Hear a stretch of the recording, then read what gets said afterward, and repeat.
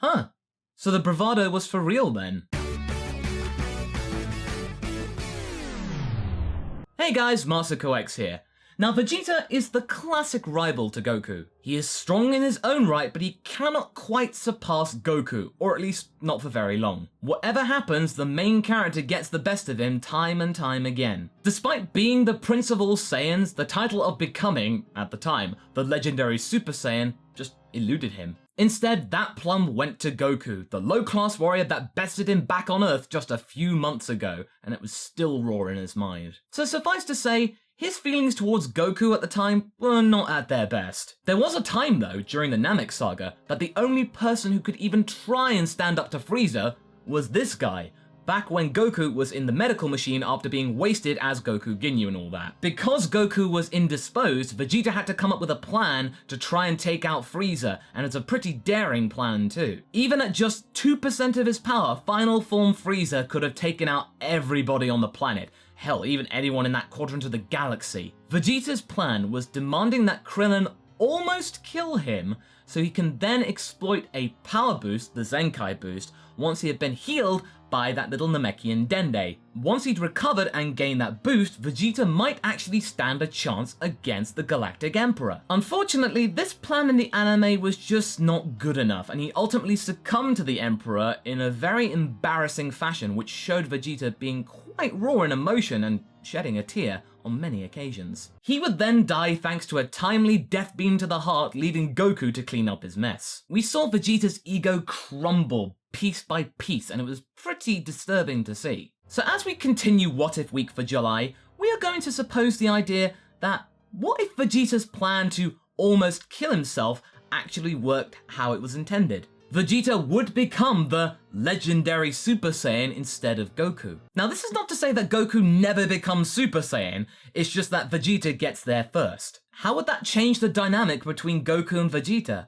I think it could change quite a bit. Let's find out. So we join the story when Dende has healed Vegeta, and Frieza takes out his frustration at the convenience tool that is Dende, and wastes the young Namekian right there and then. Vegeta isn't that bothered about it because he got what he wanted from Dende, he doesn't really give a toss about him anymore. Vegeta's now rather keen to test out his powers, and he then quickly powers up in the traditional fashion. As he's powering up, he mulls over how much Frieza has ruined his life, how much the Galactic Emperor has dominated him, and instead of being a prince of all Saiyans, he had to live a life of servitude under Frieza's foot, and it was disgraceful. All of his people destroyed by Frieza, his father killed by Frieza personally. Oh, it was all bubbling up inside of him. But before he can try though, Frieza still beats Vegeta to a pulp despite his best efforts. Now even though Vegeta's power in this scenario has actually equaled Frieza at 2%, Frieza would have actually just increased it to 3 or 4%. He's got plenty of headroom, whereas Vegeta at this point is at his limit. As Vegeta then sheds the tear like he does in the anime, all of those emotions that he was having just earlier are amplified by a factor of 10, coupled with the idea that he is actually going to fail. And then couple that even further with the anger that he is not strong anymore. He then lets out a scream which can be heard for miles around and up into the heavens. Nobody has a clue what's going on, but Vegeta knows. He has become the Legendary Super Saiyan, for real this time. Since the Galactic Emperor cannot sense energy without a scouter, he has no idea at the moment about the new power that Vegeta has acquired. Frieza thinks that this is all a trick and a way to try and scare him, and then actually get him to submit. He wouldn't put it past these filthy monkeys to do such a thing, or like that Great Ape form. Ooh, scary. Oh yeah, no, that just gets completely trounced by Frieza. This is just the same thing in his eyes. Oh, Freezy Pop, it's not like that at all. Now the question here is that whether Vegeta Super Saiyan on Namek is still strong enough to take out Frieza. According to the Daizenshu 7 guide, after Goku had fully recovered from the medical machine, his power level was now at about 3 million. This was still the time when power levels figured and we actually had a number. Therefore, it would be fair to state that Vegeta's would be less than Goku's, but not that much less. I would say, for fairness sake, it would be around 2.5 million. Then if you couple that with the multiplier of Super Saiyan, it would equate to about 125 million, just slightly above Frieza's power level at full power. Frieza taunts Vegeta and he lets Vegeta have one last punch in his face, you know, for old time's sake, for all the hard work that Vegeta's done before he kills the monkey. Bad move, Frieza. Vegeta takes this opportunity with gusto and punches Frieza in the jawline, sending the Emperor flying for miles. Frieza had no idea what was coming. Vegeta cracks his knuckles and chuckles to himself. Oh yeah, that felt good. Everyone else is horrified at his new power. They can feel it, and it frightens them to the core. Goku then arrives on the scene, having sensed that huge power appear for some reason, and just had to come and check it out, especially since this power wasn't Frieza's. Frieza then regains his composure and launches himself back at Vegeta. The Emperor chuckles and pretends to keep his cool. He let Vegeta do that. Yeah, that's what happened. Just to give him a false sense of security before he silenced the monkey for good. Vegeta, without uttering a word, points to his cheek, inviting Frieza to punch it. He then says, "Go on, Frieza. Try me." Frieza in anger launches at him and lands a punch sure enough on Vegeta's jaw. Vegeta takes it without so much as flinching. He then laughs in Frieza's face before grabbing his arm and slamming the Emperor into the ground, and then tossing him into the air. "Oh, I'm going to enjoy this," says the prince before flying up into the sky to join Frieza and raining down punch after punch. Piccolo, being the only person that can even utter a coherent sentence right now, states that Vegeta's somehow turned into this form and he's now really strong and just treating Frieza like he's just a child. Goku's kind of curious. He's not worried or anything. He's excited by this new power. He's just like going, "I wonder if that's that Super Saiyan transformation he was talking about earlier." Yeah, that's powerful, alright. Good for him. Vegeta is dominating Frieza something fierce right now, and Goku is loving seeing these two fight. However, this is the point when Frieza gets angry and launches his death ball down towards Namek. He hopes that he can just fix the problem right here and now, destroying the planet, just escaping back to one of his planets because he can breathe in space, and then no one would know that he was actually challenged, and quite effectively too. You just scrape that under the space rug. Fortunately, I guess, just like in the anime, the ball doesn't quite destroy Namek. Then Frieza does his 5-minute spiel. So Vegeta just has to think to himself that he's just gonna get on with a killing lickety-split. The beating of Frieza then continues unabated, until Frieza hits upon the idea of playing to Vegeta's ego, and stating that, "Oh wait, I'm only at half of my full power, Vegeta! You wouldn't want to waste such an opportunity as to fight me at my full strength now, would you?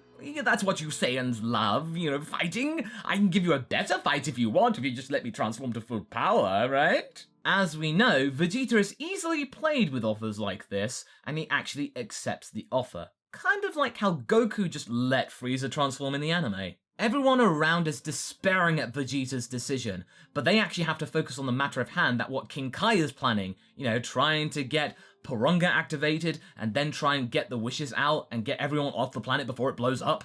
Goku and the others are eventually teleported off of Namek in time because Porunga is successfully revived. Vegeta, obviously, demands that he stays alongside Frieza to finish the fight. Since Vegeta's power level with the Super Saiyan multiplier is much closer to Frieza's than Goku's was to Frieza's, the battle is actually quite a bit closer now that Frieza's at 100%. Be that as it may, Frieza is still subject to the weaknesses that his buff up to 100% actually ensues. Frieza loses stamina fast and soon becomes much weaker than Vegeta Super Saiyan, because that transformation is much better with its power management. That and Vegeta is a really good martial artist, whereas Frieza hasn't trained a day in his life. He has no clue about how to fight other than to throw punches and have big ki blasts. That's it. Vegeta has the training to back it up. When Vegeta can sense that Frieza's power is decreasing fast, he uses this to his advantage and makes Frieza suffer hard. He doesn't give Frieza an inch as he goads the tyrant into using more and more of his power by just going, "Oh no, Frieza, I am much weaker than you. Come on, hit me. I can almost die right now. Oh no." But soon enough, Frieza's muscular body shrinks and he falls back to 50% of his power. He is done for now. He is now powerless against Vegeta. He begs and pleads for Vegeta to spare his life and states that he's so sorry for everything that he did to the Saiyan race and everyone around the galaxy, but Vegeta is having none of that and blasts the Emperor out of sight. Frieza is dead, and Vegeta's now got to get the hell out of here. Now let's say what happened to Goku finding a ship and then heading to Yardrat happens to Vegeta as well. Vegeta was still lucky to escape Namek, but since he wasn't dawdling around with toying with Frieza some more after trying to leave and then giving Frieza some energy and having to shoot him back in the back, he actually has a little bit more time to figure out what to do, say about maybe an extra 30 seconds, an extra minute. Also, when he did find Frieza's spaceship, he would have known the layout, unlike Goku, so he would have probably had a better idea about what to do. He could either find one of the Ginyu spaceships that had docked with Frieza's spaceship, or find the controls to the autopilot for said spaceship, or maybe find an escape pod. He would have had a much better clue about what was available to him at the time. Now the real question is what happens to Vegeta after that? I believe that Vegeta would have been completely wiped out when he landed on Yardrat, but I also believe that he wouldn't destroy the Yardratians. Why?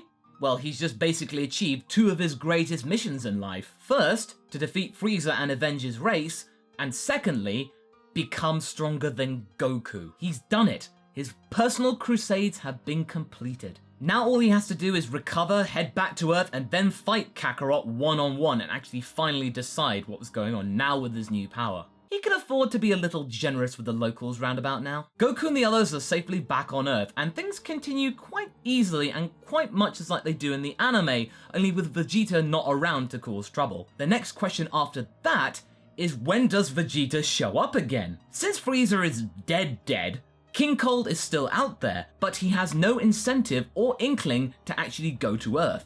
I believe that once Vegeta healed on Yardrat, he would have accepted the training of instant transmission. He would have learnt it instead of Goku. He would have used this power to his benefit and systematically, one by one, go to every single Frieza planet and destroy the armies, the garrisons, the squadrons of Friezas, decimating the Empire by his own hands. And he would have started this off by icing King Cold, the father of Frieza. Vegeta would have been merciless and made sure that there was nothing left of the Frieza forces.